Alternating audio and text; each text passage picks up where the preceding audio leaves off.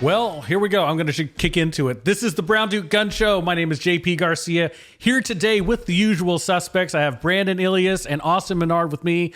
We've been talking all day, and we are going to talk a little bit more today about something that people have asked about from Sentry Defense for actually every year that it happens. Every year. Yep. Every single year that it happens, the range maintenance. So a little bit of context, what happens at the range. This is an indoor range. And once a year, right? Yep. They have to shut down the range for a day or maybe 2 days or however many days it is so that some vendor can come in and clean all the lead out of the trap, right? Yep. And that, I mean, honestly, and it seems really boring for us who are around the range all the time, but it's actually a pretty interesting process. Yeah, we have a bunch of people that like come in and ask, and the first question is like, what's in the back? Like, what catches the bullets, right? Like, they think it's some magical thing that's like back there because it's like just a black background, you know?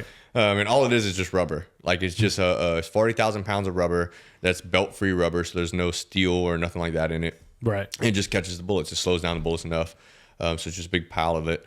And whenever they go back there, like, everybody wants to touch it, right? They want to like pick it up and look at it. It's like, yeah, it is rubber. That's it. Yeah. So there's two types of traps in indoor ranges: either a steel trap or a rubber trap. Steel traps are just ramps of AR-500 steel, and once the bullet hits it, it just skips and goes into this little. They call it like a snail trap. So the bullet goes into this thing, it spins around until it just loses energy, and then it falls down. So that's pretty easy to take lead out because it just falls into a bucket, and then once a week or so, the people go and take the buckets out and then replace them. But on a rubber trap, it's a little bit more difficult. The good things about rubber traps is once the bullet hits something, it doesn't create more lead dust. So like once it hits steel, it breaks up the bullet typically. Right. It kind of creates more lead dust and gets a little bit not as environmental friendly. But rubber doesn't do that. So it just absorbs the energy and stops there. The issue is that it stays in there, right? And you can't just go and pull them out by hand. So I guess you could, but it would take a very long time. So usually once a year, it's each lane like holds it's 100,000 rounds. I think each lane does. So it's right at 1 million rounds is what it takes to clean it. You know? So usually we go a little bit past that, but that's like the minimum that they require to come and clean it. And for us, it usually takes once a year. Like some other ranges might take 2 years if they don't have as much foot traffic, or if there's like multiple bays where they only use one bay a certain time. But for us, it's about once a year that they come in. So every year, whenever that happens, people come in because they don't look at Facebook page or whatever it might be, and they're like, well, what's going on? Like, I want to go and see the process back there, you know? And a lot of these companies, they don't want that to happen because it's like patented machinery and things that they're using. So they don't want you to go back there and look at it. But every once in a while, like, we'll take a picture of like the lead that's all the way down on the ground or in the bags just to see it, because it is kind of cool. Like, they put them in these super sacks is what they call them. And the sack's only like 2 foot by 2 foot, but it's 2,000 pounds. Oh, jeez. Yeah, that's how much like lead weighs, right? It's just so dense. Right. And it's super dense material, and they ended up, it's just like projectiles. Like, it's like messed up projectiles, and it's pretty cool to see. This company that came this year actually like sucks the rubber out and puts it through a truck and cleans the rubber and then puts it back. Really? So it's the first company that we ever used that did that, which was really cool. Typically, they just pull like maybe 12 inches into the rubber. Once they stop seeing bullets, they just leave the rest of the rubber up there. Right. This company pulled all the rubber off and of the wall and then put it all back. Yeah, it was really nice. And it was like 8 years worth of 8 years of stuff just, in there. dust and things like that. Like, we had like 3 cubic yards of just like dust and paper products and stuff like that of it, just over time. So I was really happy with the company that came and do it. But the rubber was actually clean. Like, you can go and pick it up and touch it, and like it didn't leave like black residues and stuff on your hand. Oh, really? Yeah. Do they use liquid too? No, it's just it goes through like this like turbine thing, and it bounces off the walls on a bunch of different things, and with the air, it kind of like blows it like all the dust off. Right. So then whenever it comes back out, it's just rubber, and it takes all the fine rubber out too, like all the small little bitty pieces that are really not stopping bullets. Right. And takes all the fine lead out, like all the paper from targets and things, gunpowder, all that stuff gets taken out. I'm sure they found some of the what you call it, the clay pigeons that we shot that one time. For Blake's range, like all the clay pigeon stuff. Yeah. So it was a really cool process that they did, and I was very happy with it. So I'll probably get them to come back next year. Okay. But yeah, usually We take, like, this year I did the math out of, it was 22,000 pounds. And if you do the math out of it, like 100 grain bullet, if you average it, so that's like 9 millimeter, right? Right. It comes out to like 1.5 million rounds. Wow. That's what we did. So then how do you know when it's time? So I can see it. So like the first time that I ever did it, I think we went 2 years because I didn't know what to look for. And then also we wasn't as busy the first year, like Right. start a business and things. But now you can kind of see where the hot spots are. Like you look into the trap, you can see rubber, but then you see like a bunch of lead that's like condensed, Got right? it. Okay. And then whenever the guys shovel the trap, they take the rubber at the bottom and then throw it up on top because it'll start trickling down over time. You can kind of see, like you'll feel it in the shovel. Like the shovel doesn't weigh 5 pounds; it weighs heavy. like 60 pounds, right? Yeah. And they're like struggling to throw it up there. So it's like, all right, now there's getting a lot of lead in there, and it's just mainly off the looks now. Yeah, we loved taking the new guys, and it's like, hey, look, we do this thing, we have to shovel the trap, got to make sure the top's covered because if we don't want bullets hitting up there and stuff, making sparks. Right. And they're like, it's like, look, it's a process. Like it's probably some of the hardest work you'll ever do. And you're like, dude, it's rubber. Like I can throw rubber 3 feet. Like, okay, go do it. And we go watch them, and they take a shovelful, and it goes like half a foot. And it's like, they're like, why is this so heavy? I'm like, dude, half of it's lead. Like it's heavy as heck. I'm like, don't you work out? Like you don't work out? And like the best part is like they're like sitting over there like sweating. They're wearing we make them wear respirators because of the lead dust and everything. So like they're struggling, and the older guys like me and Brandon and Dalton are just sitting behind them like, dude, you don't work out. Like what? I thought you were strong, man. You want to show Like, we've got protein powder in the back. Y'all need to. Just don't even drink it. Just eat the protein powder.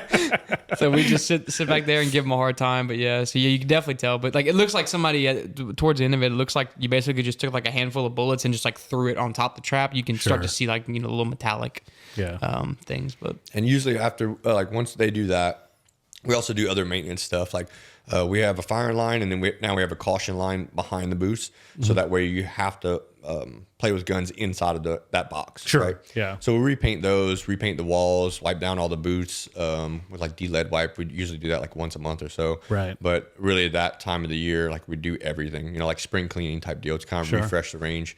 And it does make a difference. Like you've been in ranges like all over the country, right? Like you can be into some of them and you're like, man, like this thing just looks like, dead. Yeah. Like there's the lighting's not there, and like it just looks walls are grungy. shot up and It just looks bad, so we never want it to be like that. So everything's gonna get shot, right? Like that's what happens at a shooting range. Everything ends up getting shot. So if you go back in there and repair it, then it looks a lot better and stays clean. It stays looking new, and that's the range that I would want to shoot at, right? Yeah. The lighting's really good, because the first range I ever went to, that was the issue. It's like lighting. The lighting sucked. Yeah. Like, you can barely see the target and everything. It's like I never want to have that way. Yeah. So we have like 70 LED lights past the firing lines, and just off of 10 lanes.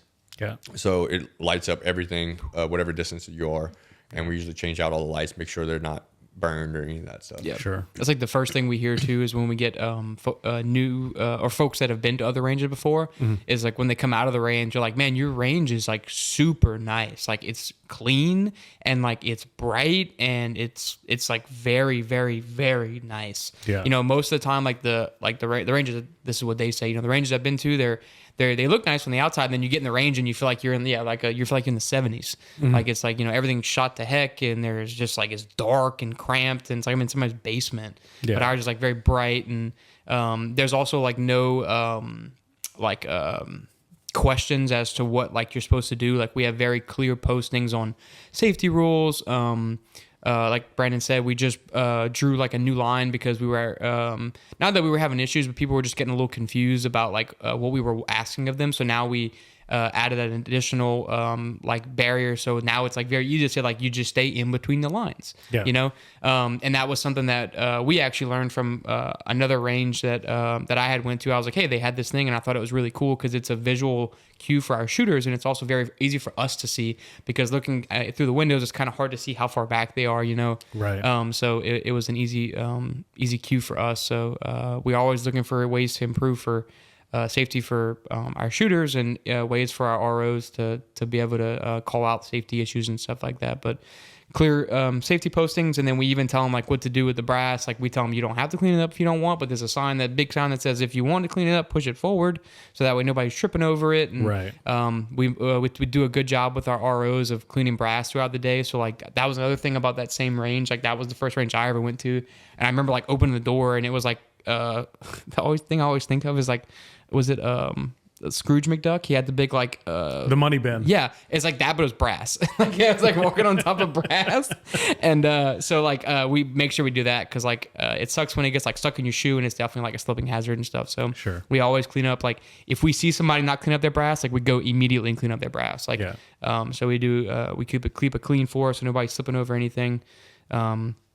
It's the way that we would want to go to a shooting range, right? I never thought in my whole idea of putting together a podcast for shooting that I would mention Scrooge McDuck in an episode. But there you go. There he is. Thank you, Yeah, Austin. I can make it happen. No, but I can tell you, and you know, as someone who's been shooting now at Sentry for many years, right? It has improved. Like so, the progress is incremental. You guys are always doing new things. You know, the lighting has improved. You know, the signage has improved. I mean, you guys learn as people learn things. You add to it. So you're always constantly doing stuff. Right? And we're never like I never want to be a place where I'm like, no, this is the way that we do it, right? It's like, no, if this can be improved, or if this can improve safety, then I want to do that. Yeah. Like one of the things that we constantly get asked all the time, and whenever I first started, I was like, this is not going to happen, is a table behind. Yeah. Like every time that someone new comes like, man, I love the range, but you know, it'd be really nice if you had a table behind there. I'm like, it'll never happen. And at first they're like, well, what, like, why not? And then I explained to them like,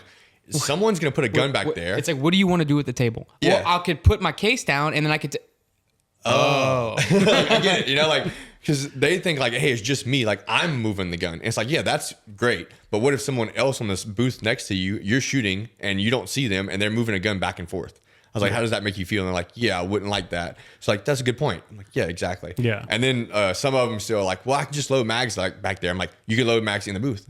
Sure, yeah. You know, like you can load mags in the booth. And like, well, what if someone else is shooting? Like, get another lane. Yeah. One and two. Like you either have to wait for it or get another lane. One and two. Yeah. Now, the one thing I've seen at other places, well, one other place I can think of in Houston, is the way they solve that problem. They don't have tables in the back either, but they found a cart. Yeah. That like a two level cart that fits right under the table. That's the FRC has that in Baton Oh, they Rouge. do? That's where I Yeah. learned the 2-line thing from. Yeah. Yeah, that's what they have. That's action Action targets. Yeah. They have like okay. a cart system. Range Systems, I think, also does is another target company. Yeah. And I really like that design. Yeah, having a cart. the only problem with it is that their booths, like if like we have a lot of competition shooters and law enforcement that come qualify. So like when we allow anybody that comes to put the table down and stay in between the lines, so that way they can draw. Yep. Is that the carts would end up everywhere. Yeah. Well, and that was you know, I like the idea in theory, but Yeah. when I shot there, because I shot there a lot, right? In practice, Yeah. it just gets in the way. It gets in the way. Yeah. Yep. There's like it's That's like, the man, problem. I wish I could just move this thing the hell out. and of then it. you they have people- start moving it, like they start stepping in front of the firing line in order to move the cart, and Or you they know, just like pushing in throw in front. like they take a gun out of the bag and just like throw it in the cart. Like Yeah. that's not safe. Or then, like a lot of times, what would happen is that you know, you put stuff on. You only have a finite amount of space on the table. You put something like a bullet rolls onto the cart and it's in front, and you got to reach out in Yeah, front and that's get the- it. It's like, oh, I don't want to do that. So yeah, That's the issue. So yeah, it is a pro on certain parts, but you got to kind of watch it and make sure how deep your boosts are. Yeah. too. That's another issue. yeah. I can only imagine. Well, I can tell you, you know, on league night, what would happen? Those things would become. We'd use them in stages. Yeah. Like there'd be so many of them, they wouldn't want to be there. Like, oh, well, put it. You know, this is like a thing, and they're like, oh yeah, I can only imagine the craziness that would happen there. Yeah, everything we buy for the range, we have to like be like, can League Night mess this up? If so, how do we prevent them? I remember my little at the end of the day when we clean brass, we do it with like wet floor squeegees, like you would like for water. Yeah. And we used to have like these curved in ones, and then Right. they broke.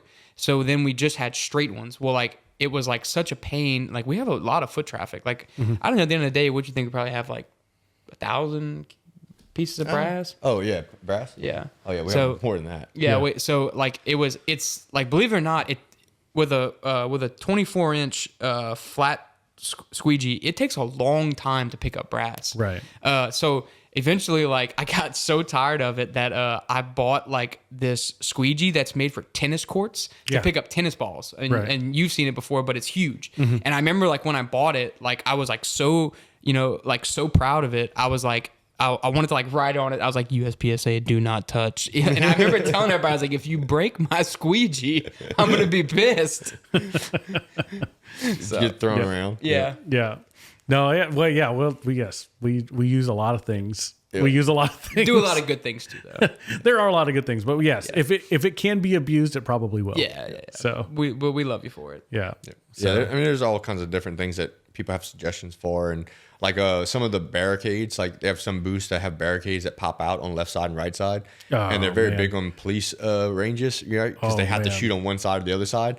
They all get shot. That's a disaster waiting to happen. Like, hide over bore. Yeah, they constantly get shot. Like people put it out and like they start playing like James Bond with it, like trying to peek around the booth. Like the worst things that you can think of, like it's gonna happen, right? Like So you constantly have to police it and make sure people are not abusing things. So I remember police officers like that come and qualify, they'll ask like, man, it'd be really nice if y'all had those barricades. What do you think about that? I'm like, no, like how about just putting I came up with like just a paper towel holder, like those wire ones, and putting PVC pipe on it, and it's like there's a stick in the middle of the booth, right? And it's like used as a barricade. And like, well, it's not like a real barricade. I'm like, yeah, but you can make, you can imagine it. Neighborhood of make believe. That's right. Like pretend, guys. This is just training. Like, you're getting the same. You can't tell me you're getting better skill sets if you have an actual barrier. Right. It's not happening. Right. Like, there's a post there, so you got to shoot around it. That's what you're trying to work on the skill set. Yeah. So make believe, and we do it like in USPSA practice, right? Like, 100%. Whenever I like practice, I'm not setting up a full stage. Like it's not gonna happen. I'm gonna set up one barricade, and I'm gonna be like, hey, you have to shoot these targets from here and shoot those targets from there, and like make up something in my head. Yeah. Because I don't have time to sit here and make up everything. Yeah. Right. Like it's not worth it, and I get the same exact training value if I do that or if I make a full stage. Yeah. I mean, honestly, you could put the squeegee in there in the middle and just use that as, okay, I'm just going to shoot around the squeegee. How many times we use that as a fault line? All the time. Every day. Every day I use literal every practice as a fault line. Like I put it out, lay it down. It's like, that's my fault line. Yeah. I got to shoot on this side of it, that side of it, straddling it, like whatever it is. I remember when I first started, then I took I took Max's class, and then like 3 months later I started at the shop. And I told Brandon, I was like, hey, look, I'm still like addicted to it from Max's class. So like I want to start shooting USPSA. And he was like, yeah, well, let's start training in the mornings, whatever. So we would go the first morning that we went before the shop opened, and we started training, and I was like, oh, this is going to be like so awesome. We just like Max's class, and Brandon comes out with like 2 broomsticks and like 3 targets. And I was like, this is the best in the world. This is how they train. This is actually how we train. Yeah. The class is a show. Yeah. I was like, this sucks. Like, are we on a budget? This is actual training. It's not made to be fun. You're not having fun here. We're working. Yeah. That's what I like. Whenever I take people to the range, typically like they're not gun people. Like I don't even shoot, right? Because it's like it's so enjoying to like watch them like shoot MPXs and like machine guns and stuff like that. And it's like, yeah, this is a fun day at range, but like I don't have those days. Like whenever I go to the range, like it's a purpose, it's work. Yeah, like we're focusing on one skill set, and we're gonna keep working towards it. So it's not there to have fun. No, I'm the same way. Like I don't work at the range, right? But it's the same thing. I would take people to go shoot. They're like, oh yeah, aren't you going to shoot? Like, no. You guys, you guys shoot my guns. Yeah. That like, let's just that makes me way more happier than me like, shooting. The last thing I need to do is get pissed off that I can't, do what I want to do in That's plinking. Like exactly. That's what you're plinking. Like you're just wasting ammo. Yeah. That's right. That's and that's okay. Like that, there's a place for that. It's fun. So, but yeah, exactly. It's like, hey, you want to shoot the open gun? Shoot the open gun. I want to see you shoot the open guns. You really don't. You really don't. I'm gonna get pissed off. Yeah. Well, I used to play a lot of poker, right? Yeah. I think you guys know, but that was one of the other things too. I used to play a lot of casino poker, right? And people would have home games. Yeah. Like, hey, come over for the home game. I'm like, let me just give you $10. It's like me playing mini golf. It's like I can't do it. Yeah, too competitive. I can't do too competitive with this. Like I will bring my $1,300 putter to this mini golf course. I don't with your own putter. I will tell this 6-year-old to pick up the pace. Pro 1v1 balls and stuff. Yeah, drawing lines. I got my own ball. Thank you. Putting ball markers down and stuff. Like, yeah, I'm not having fun. Thank you for bringing me. You may as well like go to a mini golf with like a pool cue or something. Yeah, that's what I'm saying. Like, I'm not here to have fun. I'm here to win. Yeah, that's right. That's right. Same thing in shooting and training, you know. Oh yeah, for sure. Yeah. Oh yeah. Like I think, and that magic. I think when you guys started, you and Brett. Remember when I started training on Friday? We used to practice on Friday mornings. Yep. And I used to always wonder, man, I wonder if they think I'm crazy. I just go out there. I put like 2 or 3 targets out, and I'd like run in circles, and it's like they're looking at me like, okay, well I just shoot that thing, and I just shoot that thing, right? Like, yeah, that's what we do. Yep. Okay. And then boom, boom, boom, boom. Okay, I'm done. I remember Brett especially. Like Brett, love you guy, but it was like This is it. I'm boring. like, okay, yeah. And then like they go through like maybe 2 or 3 rounds. Like, okay, 2 or 3 reps, like perfect. I'd be there for hours. Just like saying like the same thing, like enter, exit. And like they're like, oh yeah, well I got it. Yeah. Like, yeah. Okay. And that's the thing. It's like any trainings like that, like even tactical training and stuff, that people get into and they see all these like shoot house videos and stuff like that. It's like, that's all videos for promotion, right? Yeah. Like if you're training that, like they're going to train the same entry over and over again until they master it. Like, hey, I'm going to train this corner fed room, or I'm going to train this center fed room, and keep doing that over repetition. So really you don't even need like any shoot house. You just need a doorway in your house with dry fire and just keep running the same drills. Or if you like, you put up 2 sticks, like a target stand, in the middle of the range, and have that stick is like, all right, that's the edge of my doorway. Can you see through? Yeah, you can see through the wall, but like all you're doing is trying to train entering into that thing and cut that corner. Yeah. That's all you're doing. So like you can make believe of all this other stuff. It doesn't have to be fancy. It doesn't have to be flashy or cool or any of that stuff. You're still getting the same skill set. Well, I mean, and really it's like, what you want to train is like the fundamentals. Like you all break that everything down, like, when you go to the training, Max does a really good job of putting up real stuff, like the fancy stuff, right? Yeah, like we'll set up a stage at the end of the yeah, absolutely. Yeah. But at the end of the day, it's like, what is it? The reason why you set up the stage is because you're trying to test all the fundamentals that you practice that day. But in real practice, when you're not with Max, now Max trains differently, but when you're just training by yourself, it's always the fundamentals, right? Yeah. So the fundamentals of cutting that corner, like you say, or whatever. I can tell you, I was telling you when you came over that, I just started training again for the Arkansas match. And I'm, and I've told everybody in the past week that I'm just cramming for the test, right? I should have been training the whole year. I just started training this week. And so, but like I just spent, and I'll go back today, I'll spend 1,000 rounds this week just on grip. Yeah. Just because it's like, okay, this is where we start. But, like it's the stuff that's not the sexy stuff, right? That you have to, like, you just have to hammer, make sure that stuff works so that you can get to, later you can practice the sexy stuff every now and then, but it always gets back to the fundamental stuff. That's right. And even like the sexy stuff, like the movement and things like that, like you're practicing entries and exits. Yeah. Like, so you can set up one thing and just practice entries and exits off of a box drill, right? Like that's all it really needs to do is have one box, run into it and then start shooting and then stop. And then like shoot and then leave it, right? Like that's the only thing you need to do. And you can apply that at any stage. Yeah. So no, I was telling somebody at the match this past week, and I tell people all the time that I need to get better shooting on the move. I'm like, no, you don't. You need to practice, shooting off balance, right? Yeah. Like the whole moving thing. Like, that is shooting on the move. Yeah, exactly.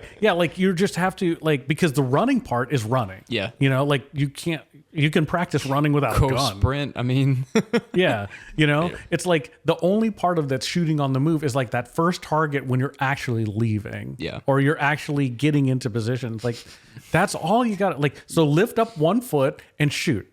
I always think about that.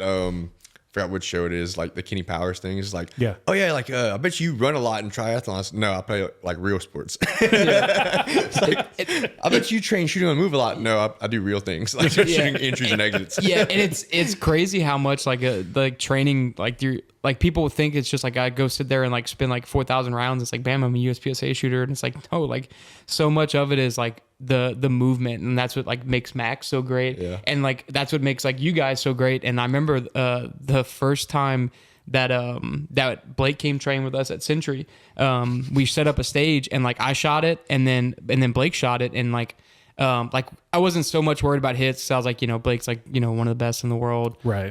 But like the stage finished and like, it was a pretty short stage. And, like he was like 3 seconds faster than me. And I was like, how is this bastard faster than me? I was like, I am like 13 years younger than him. And he's built like a linebacker. Yeah. So I'm like, how is he so much faster? I mean, I remember like he went up and Brandon was like 12:50 and I was like, 12:50. I was like, where did those 3 seconds? So then like the next one I was like, oh no. So I got in there and it was like, I was like hardcore sprinting the box and like, and Brandon was like 14:12. I was like, yeah, how efficiency. It's not faster, and that's what I tell people all the time. Fast. It's not faster; it's sooner. Yeah, like it's diving into competition a little bit. It's everybody pulls the trigger about the same speed. Yeah, right. Unless you're Casey, right? Yeah. Casey Eusebio, and then Christian. They pull the trigger really fast. Yeah, right. Really fast. Yep. But they're not beating you on speed. Like if you do the math, right? Engineer, right? If you do the math, you're pulling the trigger 32 times at max. Yep. 32 times. So you take 0.05 seconds times 32. It's like you're not losing it there. No. Well, Right. JJ is like a prime example of that. Like, Yeah. even JJ would tell you like he doesn't split fast, right? Like he has like 0.2s or like it's hard for him to get underneath that. Yeah, right. yeah, But yeah. he still is faster or just as fast as everybody else, Right. Because his movement's so good. Well, and it's just he puts himself in a position, and Max is a super king of this too, right? Yeah. They all are. They just put themselves in a position where they can shoot sooner than like. So they're looking at a target and shooting it versus me, being less efficient. For some reason I'm trying to get to that position before I shoot it. And like, well, why didn't I just shoot it sooner? Yeah. Right. So like those are the types of things. And part of it is shooting sooner is that, okay, well maybe if I actually lift up one leg and I can actually see the target on the way to something else, and then I can shoot it on the way. And that's what makes it sooner, So anyway.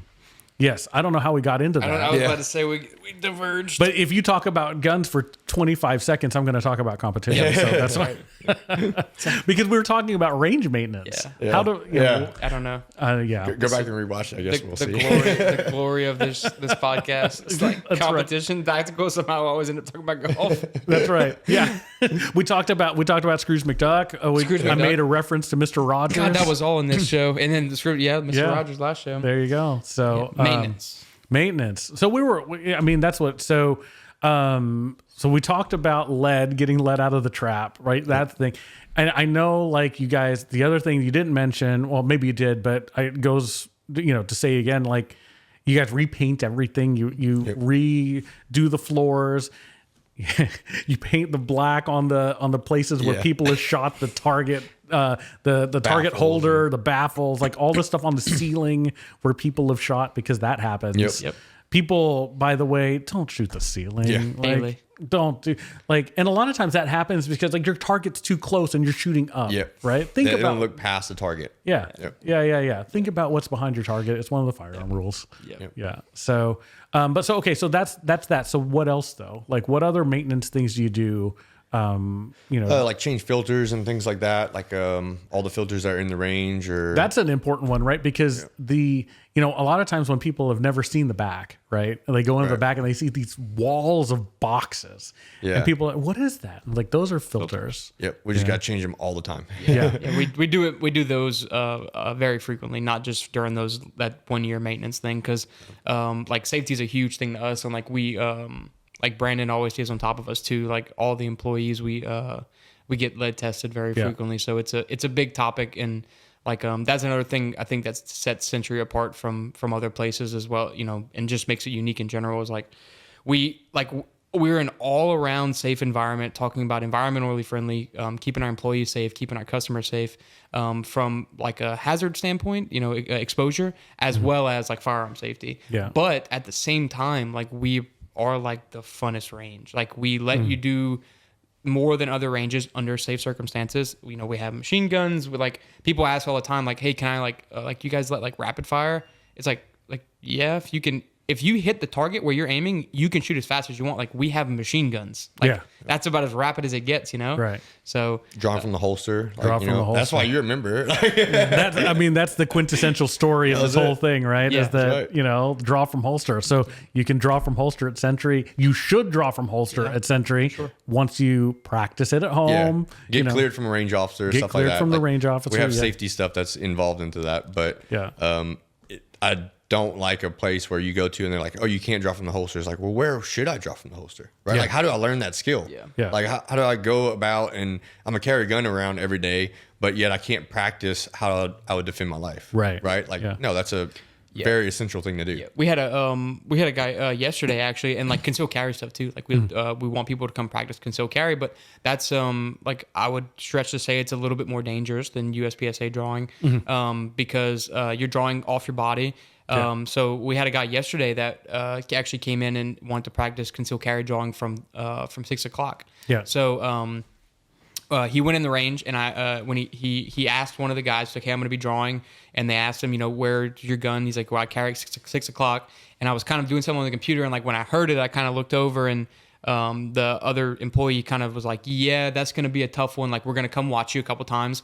If we need to give you some pointers, we will. But like, that's the kind of experience that like he respected us for that, and we respected him for it. And we went in there with him and like watched him do it one time, and I was like, hey, look, you're kind of like, you're flagging pulling the gun out, and like you're flagging behind you. And so we did it with a dry gun first, but you're flagging behind you. So we showed him like a little bit more proper way, and I'm like, you're in a range. And so the reason that it's an issue is because you're flagging behind you, because you're in a range, but because if you weren't in a range, you'd still be flagging other people. Right. Like, it's not that I just don't want you having a gun pointed in our range. Like, I don't want you flagging other people in real life. Right. Right.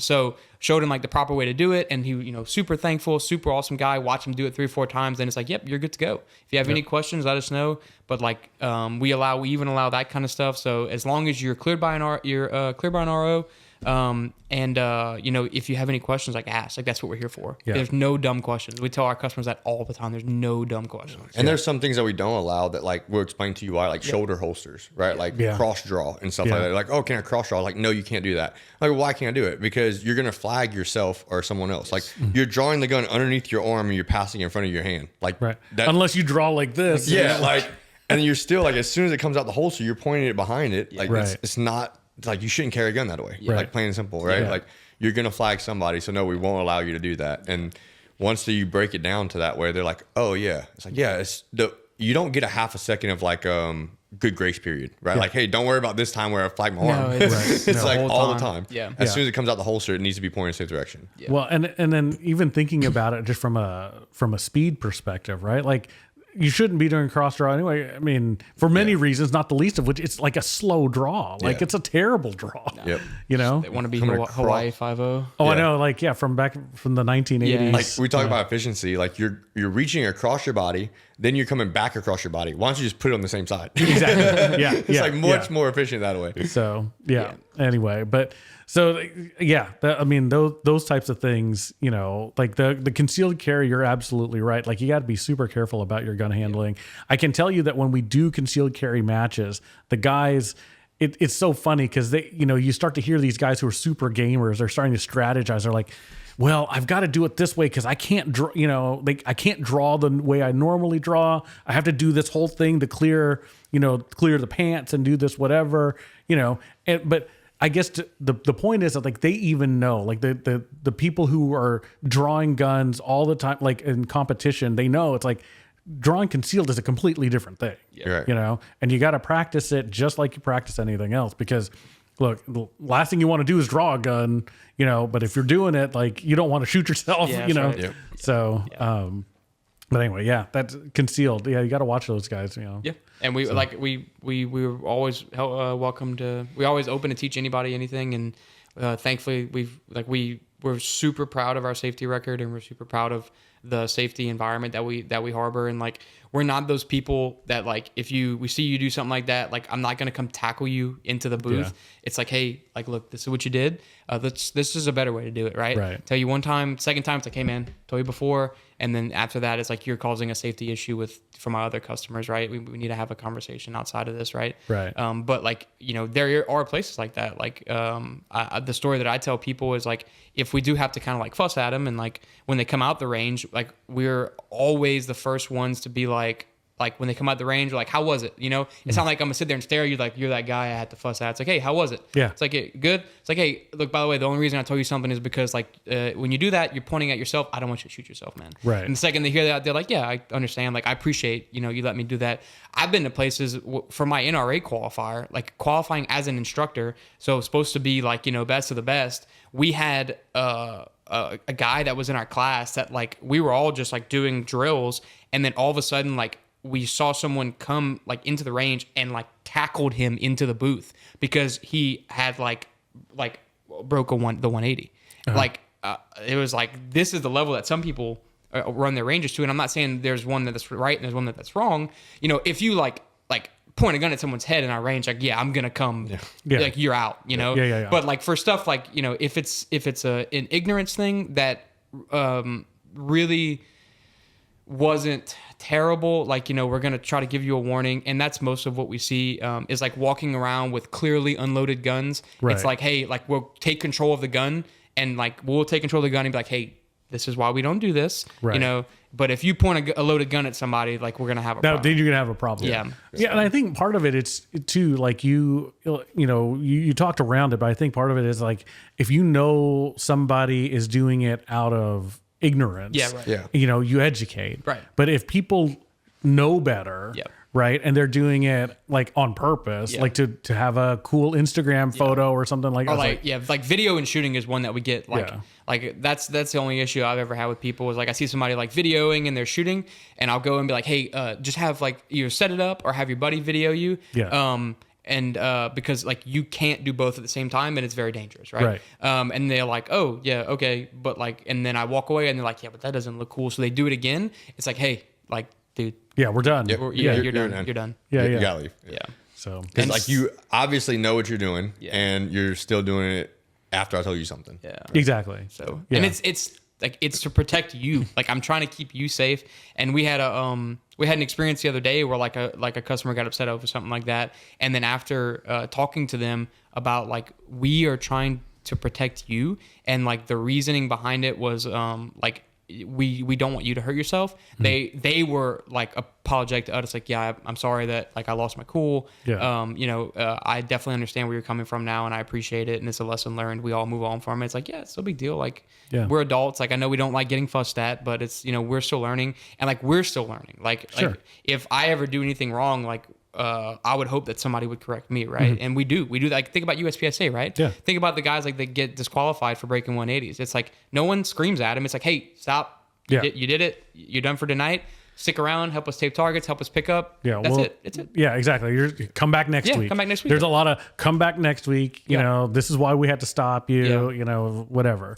But I mean, that's it's like getting feedback as an adult's a very difficult thing to do. It is. It is. But you always have to be coachable, and I think that's another topic about like the shop and the team that we have now is like super coachable team.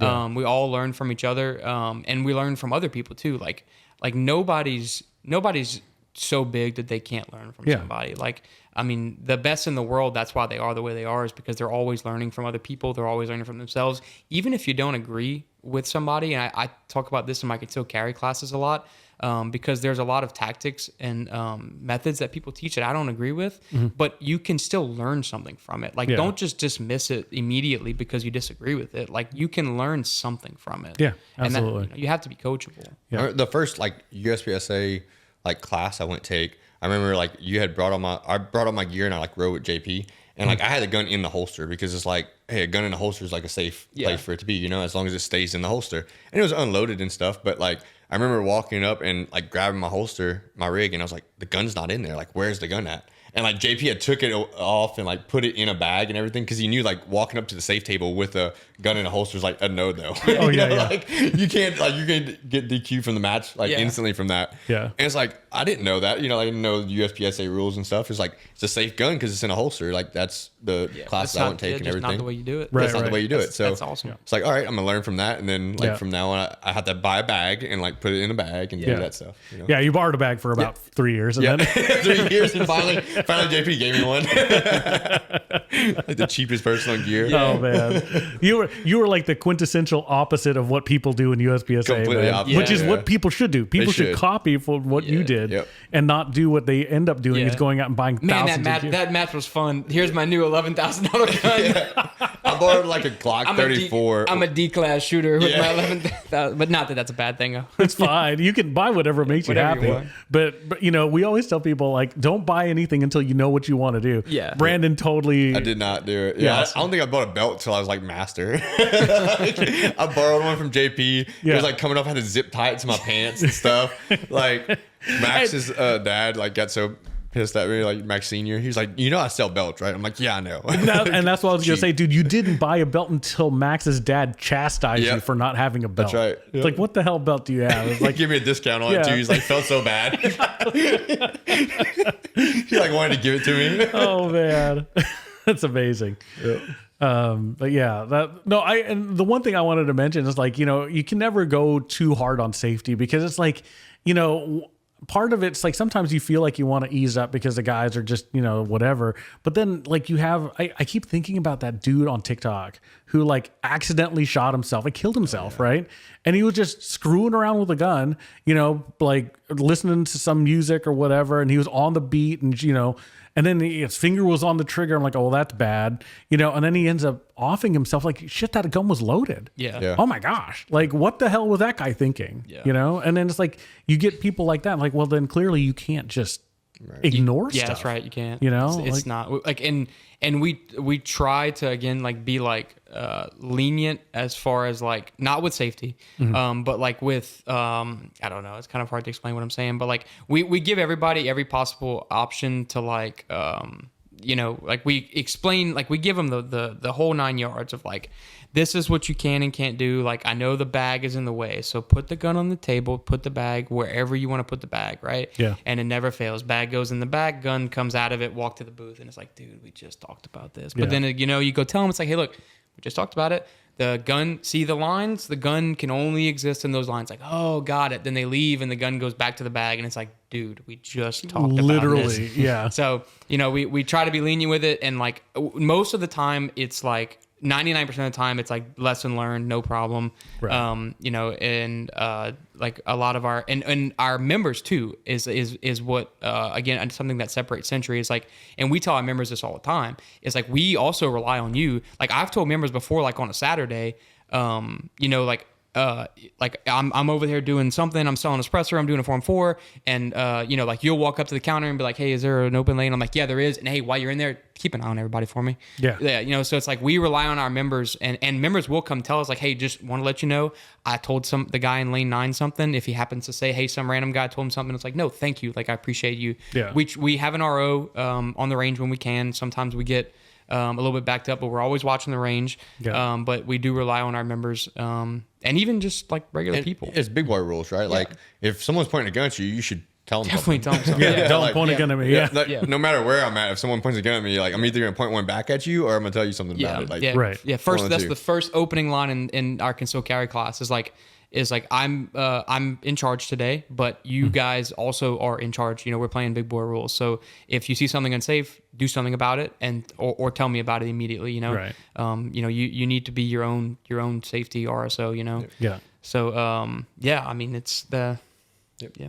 Yeah, and the other thing is like there are no dumb questions too, right? No. Like it's a lot of times people do things out of ignorance and they're too proud to ask. Yeah. And that's I keep saying this, and I mean we might as well just label this episode about what makes us different. But that's something too is people will come in and they're like it's like, dude, just ask. And they ask, and we're like, oh yeah, that's easy, dude, we can do that. And they're like, oh well, I went to this other range and they just looked at me like I was an idiot or like laughed at me, and it's like, no, like I don't expect you to know that. It's like websites. Like with the website thing, like I have no idea what I'm doing. Like I asked our web developer a question the other day, and like he laughed, and I was like, yeah, I know that's such a dumb question, but like I don't know, and I have no problem asking. Right. You know, I'd rather know than just sit there and assume. Correct. You know. Yeah. So we love the dumb questions, and we get it all the time. It's like, hey man, dumb question. No dumb questions. The only dumb question is the one you don't ask me. Right. And 100%, especially with guns. Especially with guns, Yeah. right? Like Everybody's an expert at certain things, right? Like, so just because you don't know about guns doesn't, like, we have doctors and attorneys that come in, like, you know, we have a brain surgeon doctor that comes in, right? Yeah. And like he'll ask questions. He's very timid to ask. He's like, dude, like, you know so much stuff about this one thing. Like, I'm not expecting you to know about guns, right? Like, if I go and have something issue with my brain, like, I'm gonna go and ask you, and I'm gonna ask all the dumb questions. Like, right. And I'm not holding back. So like, don't be afraid to hold back. Like, it's not like a common sense thing. Yeah, it's definitely not. It's quite the opposite of a common sense thing. Yeah, no, I mean, and even at the highest levels, like I can tell you, you know, you haven't shot many big matches, but you know, Brandon and I have been fortunate to shoot a lot of big matches with a lot of like the elite level shooters, you know, and it just as a to show an example, right? These guys, they'll ask us also, it's like, hey, what are you doing here? What like as far as like this stage, what do you do? And it's like, you are the world champion. What are you asking me? But it goes back to like what we said, like they can learn something from everybody. Yeah, there are no dumb questions, right? Yeah. So like it's you know, because sometimes somebody will see an angle. Well, and I've seen it at our matches, you know, where, you know, I'll come up with a stage plan, and then somebody who's either a newer shooter or like a, you know, a lower in classification shooter, they'll find an angle, and I'm like, oh, that's the way to do it. Yep. Like, forget what I did. Get everybody, you do that way. Yeah. Right. So because, you know, you never know what you're going to learn. Right. And you would never know until you ask. Right.